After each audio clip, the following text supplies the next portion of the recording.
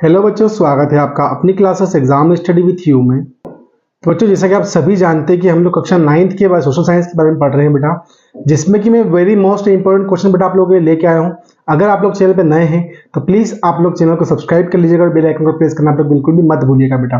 तो बेटा आज का जो हमारा पहला क्वेश्चन होगा, ठीक, क्वेश्चन आपके स्क्रीन पर आ जाएंगे बेटा। अभी पहला क्वेश्चन होगा कि कौन सी दो प्रायद्वीपीय नदियां गर्त से होकर बहती है, समुद्र में प्रवेश करने के पहले वे किसी एक प्रकार की आकृतियों का निर्माण करती है। तो नर्मदा एवं तापी दो ही बड़ी नदियां हैं जो कि पश्चिम की तरफ बहती है और ज्वार उन्मुख का निर्माण करती है। ठीक है बेटा, अगला क्वेश्चन क्या है, अपवाह तंत्र से क्या आशय है। अपवाह तंत्र से आशय किसी क्षेत्र के नदी तंत्र से है जो विभिन्न दशाओं से बहकर आती है और मिलकर एक मुख्य नदी का निर्माण करती है, उसको हम लोग बोलते हैं अपवाह तंत्र बोलते हैं ना। फिर अगला क्वेश्चन है क्वेश्चन नंबर 3 कि नदी अपहरण से क्या तात्पर्य है। जब एक नदी दूसरी नदी के जल क्षेत्र को अपने में मिला लेती है तो उसे नदी अपहरण कहते हैं। ठीक है बेटा, क्वेश्चन नंबर 4 है कि गंगा नदी की सहायक नदियों के नाम लिखिए। तो गंगा नदी की सहायक नदी है यमुना, घाघरा, गंडक और कोसी। ठीक है, क्वेश्चन नंबर 5 बेटा कि सिंधु नदी की 5 सहायक नदियां कौन कौन सी है। ठीक है, क्या है क्वेश्चन नंबर 5 बेटा हम लोग का कि सिंधु नदी की 5 सहायक नदियां कौन कौन सी है। तो सिंधु नदी की 5 सहायक नदियां है झेलम, चिनाब, रावी, सतलुज और व्यास। ठीक है बेटा, फिर नमामि देवी नर्मदे क्या है। तो नर्मदा नदी के संरक्षण के लिए मध्य प्रदेश सरकार द्वारा नमामि नर्मदे नामक की एक योजना जो है प्रारंभ की गई, उसको हम लोग कहते हैं। ठीक है बेटा, फिर अगला क्वेश्चन है नमामि गंगे परियोजना क्या थी।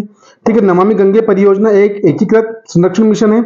इसमें राष्ट्रीय नदी गंगा से संबंधित 2 उद्देश्यों, प्रदूषण के प्रभाव को कम करना तथा उसके संरक्षण और कायाकल्प को पूरा किया जा सके। ठीक है बेटा, फिर अगला क्वेश्चन है क्वेश्चन नंबर 8 क्या बोल रहा है कि भारत में पादपों तथा जीवों का वितरण किन तत्वों द्वारा निर्धारित होता है। तो भारत में पादपों तथा जीवों का वितरण भूमि, मिट्टी, तापमान, सूर्य का प्रकाश तथा वर्षा आदि द्वारा निर्धारित होता है। ठीक है बेटा, फिर क्वेश्चन नंबर 9 है कि जीवमंडल निचयन से क्या अभिप्राय है। निश्चयन से क्या अभिप्राय है, कोई 2 उदाहरण दीजिए।